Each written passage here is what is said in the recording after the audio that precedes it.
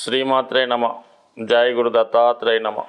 ఈ వీడియోలో మనం అక్టోబర్ 6వ తారీఖు నుంచి 12వ తారీఖు మధ్యలో జరగబోయే వార ఫలాలు కన్యా రాశి వారికి ఏ విధంగా ఉంటున్నాయి అనే విషయాన్ని మనం పరిశీలిద్దాం. మరి ఒక విధంగా ఈ వార ప్రారంభంలోనే రాశి అందే ఏర్పడినటువంటి బుధాదిత్య యోగ ప్రభావం వల్ల జాతకుడికి తను చేస్తున్నటువంటి వృత్తిలో మంచి గుర్తింపు రావడం జరుగుతుంది. అతనిలో కాన్ఫిడెన్స్ పెరుగుతుంది. ముఖ్యంగా ఉద్యోగం మారడానికి చేస్తున్నటువంటి ప్రయత్నాలు ఫలించే అవకాశం ఉన్నది. అంటే రవి రాశిలో సంచరించినప్పుడు జాతకుడికి కొన్ని అనారోగ్య సమస్యలు వచ్చినప్పుడు కూడా అతిగా ప్రయాణాలు చేయడం, సమయానికి వేళకి సరైనటువంటి సదుపాయాలు లేకపోవడం వల్ల కొంతవరకు జాతకుడు కొంత అనారోగ్యానికి గురవుతూ ఉంటాడు. అయితే ఇప్పుడు బుధుడితో కలిసి ఏర్పడినటువంటి ఈ బుధాదిత్య యోగం, అంటే బుధుడు వల్ల ఏర్పడినటువంటి పంచమహాపురుష యోగంలో భద్ర మహాపురుష యోగం జాతకుడికి సెల్ఫ్ కాన్ఫిడెన్స్ పెరుగుతూ తన సామర్థ్యాన్ని నిరూపించుకునే అవకాశం వస్తుంది. ఎవరైతే నూతన ఉద్యోగం కొరకు ప్రయత్నం చేస్తున్నారో వారికి, కాంపిటేటివ్ ఎగ్జామ్స్ రాస్తున్న వారికి ఇది చక్కని బలాన్ని, ప్రోత్సాహాన్ని, విజయ అవకాశాలను ఇవ్వడం జరుగుతూ ఉంది. అలాగే ధనస్థానంలో శుక్రగ్రహ సంచారం, అంటే భాగ్యాధిపతి ధనస్థానంలో సంచరించడం చాలా వరకు జాతకుని యొక్క కుటుంబంలో శుభకార్యాలు జరగడం, కుటుంబంలో ఒకరికి ఆదాయం పెరగడం కానీ, వివాహం నిశ్చయం అవడం కానీ, ఉద్యోగ ప్రయత్నాలు ఫలించడం లాంటివి రావడం వల్ల కుటుంబంలో ఎక్కువ శుభకార్యాలు జరుగుతాయి. ముఖ్యంగా ఎవరికన్నా వివాహం జరగవలసి ఉంటే అది ఈ వారంలో నిశ్చయం అవడం కూడా జరిగే అవకాశం ఉంది. అలాగే జాతకుడు ఎక్కువగా వివాహ వేడుకల్లో పాల్గొంటాడు. కుటుంబంలో ఏదో ఒక శుభకార్యం జరుగుతుంది. బంధుమిత్రులు ఎక్కువగా మీ కుటుంబాన్ని సంచరిస్తారు. దానివల్ల ఏదో ఖర్చులు ఎక్కువైనప్పుడు కూడా కొంత ఆనందం మీకు రావడం జరుగుతూ ఉంటుంది. సో ఏదైనా మరి ధనస్థానంలో ఉన్నటువంటి శుక్రుడు చాలా వరకు మరి స్త్రీలకి మంచి విలువైన ఆభరణాలు, మరి వస్తువులు, బంగారు ఆభరణాలు సమకూరే అవకాశం ఉంది. స్త్రీలైతే ఉద్యోగ ప్రయత్నాలు ఫలిస్తాయి. బాగుంది, ఇది ఓకే. అలాగే దశమ స్థానంలో కుజుడు దిగ్బలుడై లగ్నాన్ని చూడటం వల్ల జాతకుడు గతంలో కన్నా ఎక్కువ సామర్థ్యాన్ని పెంచుకుంటాడు.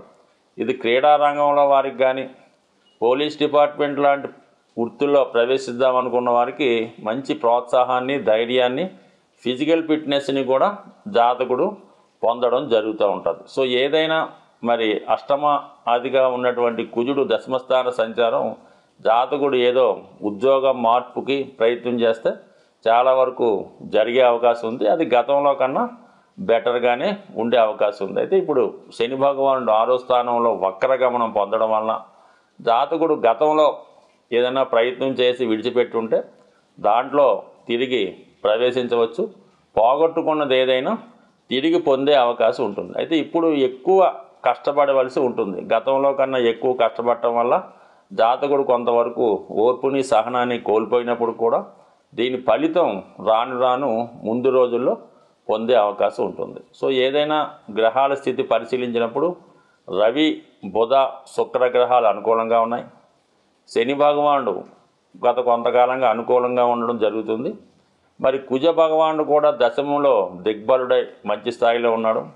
మరి గురువు ప్రస్తుతం భాగ్యస్థానంలో ఉంటూ తన యొక్క మంచి సలహాలు, సూచనలు జాతకుడికి రావడం, గతంలో చేసిన పుణ్య ఫలితాలు ఇప్పుడు పొందడం జరుగుతుంది. అయితే ఈ వారంలోనే 9వ తారీఖున గురుగ్రహం వక్రగమనం పొంది మరి అష్టమ స్థానం మీద కూడా తన ప్రభావాన్ని చూపడం వల్ల, అంటే ఒక విధంగా 4, 8, 12 స్థానాలు యాక్టివేట్ చేయడం జరుగుతుంది. అంటే మోక్ష త్రికోణం యాక్టివేట్ అవ్వడం వల్ల జాతకుడు పుణ్యక్షేత్రాలు దర్శిద్దామనే అతని ఆలోచన నెరవేరుతుంది.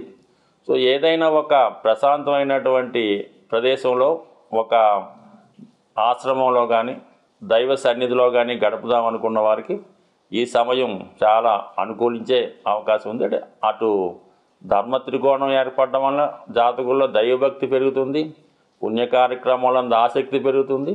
అది మోక్ష త్రికోణం వల్ల జాతకుడు ప్రశాంత జీవితాన్ని కోరుకునే ఆలోచన ఈ సమయంలో నెరవేరే సూచనలు ఉన్నాయి కాబట్టి దాన్ని యూటిలైజ్ చేసుకోవచ్చు. ఎక్కువగా ఈ కన్యా రాశి వారు ఏంటంటే వారు సంపాదించున్న టైంలో జీవితం ఒక విధంగా అందరి బంధువుల సహకారంతో చాలా గౌరవప్రదంగా హ్యాపీగా వెళ్తూ ఉంటుంది. ఎప్పుడైతే వారి యొక్క సంపాదన ఆగిపోయిందో వారి దగ్గర ఉన్నటువంటి ధనం కుటుంబ సభ్యులు తీసుకున్నారో తర్వాత వీళ్ళు పెద్దగా పట్టించుకోవడం జరగదు. ఆ విధమైనటువంటి ఒంటరితనానికి ఈ కన్యా రాశి వారు లోనవుతుంటారు. అందుకని వీళ్ళు జీవితంలో ముందు జరగబోయే విషయాన్ని దృష్టిలో పెట్టుకొని కొంత ధనాన్ని వీడి దగ్గర పెట్టుకొని ముందు జాగ్రత్తగా ఉంటే మంచిది తప్ప ఉన్నదంతా బంధువులకి పిల్లలకి ఇచ్చి చివరి జీవితంలో బాధపడే అనేక మంది కన్యా రాశి వారు చివరి జీవితం అనాథ శరణాలయంలోనూ ఓల్డ్ ఏజ్ హోముల్లోనూ గడపడం జరుగుతూ ఉంది. చాలా సందర్భాల్లో ఈ యొక్క గోచార రీత్యా కానీ జాతక రీత్యా కానీ గ్రహాల స్థితి అనుకూలంగా లేనప్పుడు మనకి ప్రతి సంవత్సరం వచ్చే కొన్ని పర్వదినాలు ఈ గ్రహాల యొక్క దోషాలని తీర్చుకోవడానికి ఒక మంచి మార్గాన్ని ఇవ్వడం జరుగుతూ ఉంటుంది.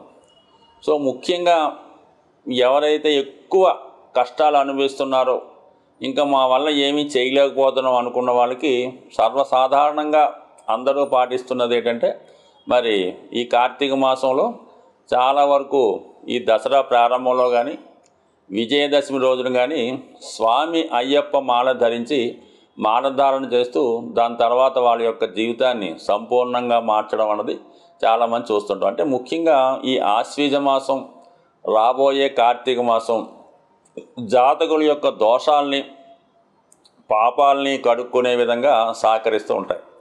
అంత పెద్దగా చేయకపోయినా ప్రస్తుతం ఈ వారంలో ఏర్పడినటువంటి ఈ దేవీ నవరాత్రుల్లో చివరి రోజైనటువంటి అక్టోబర్ 12 అంటే ఆ రోజు దసరా అనొచ్చు విజయదశమి అనొచ్చు. ఆ రోజు నాడు మీరు ఏదైతే ఒక కార్యాన్ని ఒక దీక్షని చేపడతారో అది ఇంచుమించుగా మీకు అది విజయం సాధించే అవకాశం ఉంటుంది. కాబట్టి ఎక్కువగా మరి ముఖ్యంగా ఏంటంటే ఎక్కువ రుణ సమస్యలు అందరికీ కూడా బాగా ఇబ్బంది పడుతున్నాయి. జీవితంలో చాలా వరకు ఎవరు గొప్పవాడు అని ప్రశ్నించినప్పుడు అప్పుడు పూర్వకాలం అంటే కుబేరుడు కాలం దగ్గర నుంచి ఈరోజు మన ప్రభుత్వం వరకు కూడా అప్పు లేని దేశం గొప్ప దేశం, అలాగే అప్పు లేనివాడు గొప్పవాడని చెప్తూ ఉంటారు. అటువంటి రుణాల నుంచి బయటపడాలంటే కేవలం ఆర్థికపరమైన రుణమే కాదు, చాలా రుణాలు ఈ మానవుల్ని ఇబ్బంది పెడుతూ ఉంటాయి. అది ఏ రుణమో అవ్వచ్చు. అలాగే మనల్ని పట్టి పీడిస్తున్నటువంటి కొన్ని రుణాలు, అలాగే కొన్ని బలహీనతలు, కొన్ని ఆలోచనలు అలవాట్లు కూడా రుణాల కింద వస్తాయి. ఏదైనా మన బలహీనతల్ని వదులుకుంటే ఖచ్చితంగా సమస్యలు బయటపడతాయి. అయితే ముఖ్యంగా ఈ విజయదశమి రోజు మీరు ఏం చేయాలంటే మీ యొక్క విజయానికి అంటే ఇది కొద్దిగా డిఫరెంట్గా ఉంటుంది. ఆ రోజు మీ సంకల్పం మీ మనసులో పెట్టుకోండి. అసలు ఏదన్నా అవ్వచ్చు, వివాహం అవ్వచ్చు, ఉద్యోగం అవ్వచ్చు, ధనం అవ్వచ్చు. మరి ఈ మధ్యకాలంలో ప్రతి నర్సరీలు కూడా మీకు మరి ఈ తులసి మొక్కలు అలాగే మారేడు దళానికి సంబంధించిన మొక్కలు అంటుకట్టి అమ్మడం జరుగుతుంది. వీలైతే ఆ రోజు ఈ మారేడు మొక్క అలాగే తులసి మొక్క చక్కగా అది మీరు బిల్డింగ్లో ఉన్నా, అపార్ట్మెంట్లో ఉన్నా, రూమ్లో ఉన్నా, ఎక్కడన్నా పర్లేదు, 2 సెపరేట్ కుండీల్లో ఒకటి మారేడు మొక్క, 2 తులసి మొక్క ఆ రోజు విధి విధానంగా దాన్ని మీరు నాటి తెచ్చిపెట్టుకొని విధి విధానంగా పూజ చేసి వీలైతే అక్కడ నుంచి వాటిని మీరు ఎంతగా మీరు ఒక చిన్నపిల్లల్ని ఎంత జాగ్రత్తగా చూస్తారో అంత జాగ్రత్తగా చూసుకోండి. రోజు ఒకసారి మీ యొక్క కార్యక్రమాలు పూర్తయిన తర్వాత బయటికి వెళ్ళే ముందు ఒక నమస్కారం చేసుకొని చూసుకోండి. అవి ఎంత విధంగా మీకు అభివృద్ధి ఇస్తాయో చాలా ఆశ్చర్యం మాట. మరి అవి ఎంత బాగా పెరిగితే అంత అదృష్టాన్ని కలిగిస్తాయి మీకు. మరీ ముఖ్యంగా మీరు ఏదైనా పని మీద బయటికి వెళ్తున్నప్పుడు మరి ప్రతిరోజు ఈ మారేడు దళాన్ని తుంచడం కోయడం చేయకూడదు. కానీ పాద్దన్నా పర్లేదు, భగవంతుడి దగ్గరైనా పర్లేదు. అంటే మారేడు దళం ఏంటంటే ఎన్ని రోజులైనా పూజకి అర్హత ఉంటుందన్నమాట.